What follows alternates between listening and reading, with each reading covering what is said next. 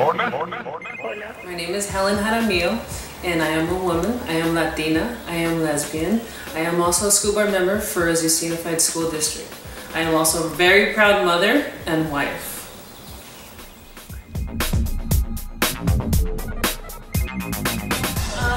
I grew up in East Los Angeles with my mom, single mom. I am an only child, and I grew up with my grandparents. I was very lucky because I had a lot of support behind me, and I knew at a very early age that something was definitely different. As time went on, and I went through my junior high school, my high school years, I became very isolated because I always felt like I was, I couldn't relate to my peers. And I became I was very shy, very timid. I was that kid in the classroom that didn't want to answer a question, knew the answer, but I didn't want to raise my hand because I didn't want to draw attention to myself. And so as time went on, and you know, I was going through life, and I finally had, I just felt liberated. I finally told my mother. I have the support of my mom, my grandmother.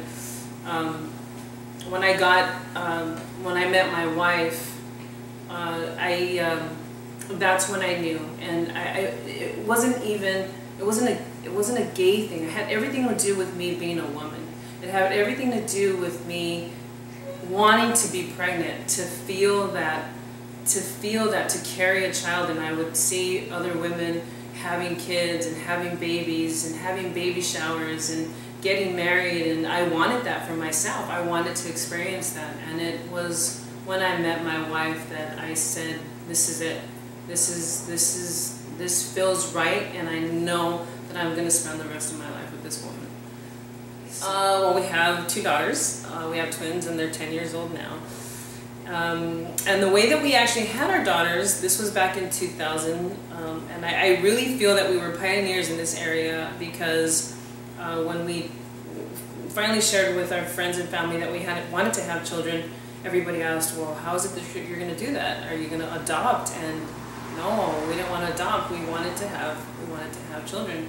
And so we found a doctor that was very supportive of our community. And what we ended up doing is, and this was my decision, I wanted my wife to also be a part of that process. So what we ended up doing is we used her eggs, and we had a donor, and the embryos were transferred into me.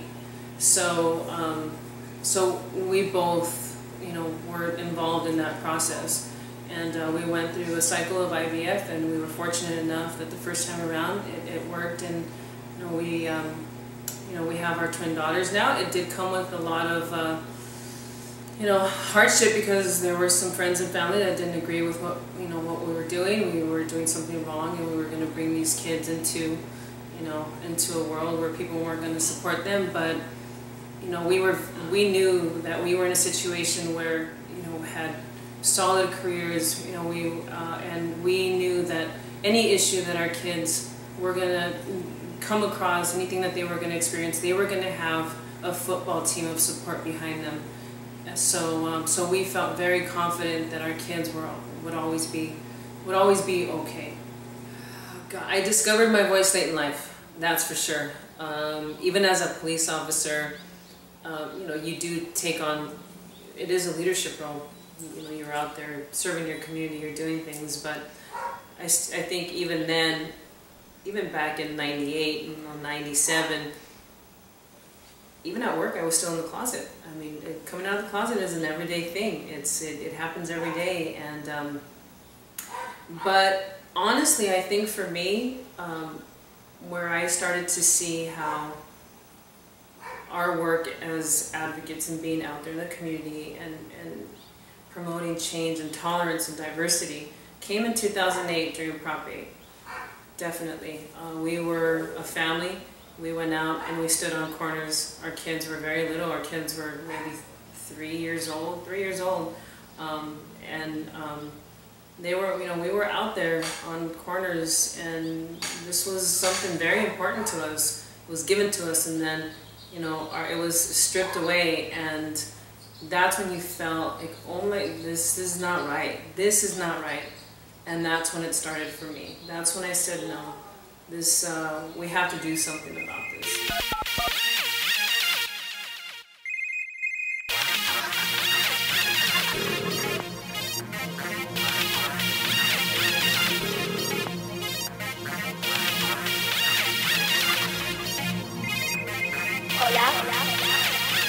Hola.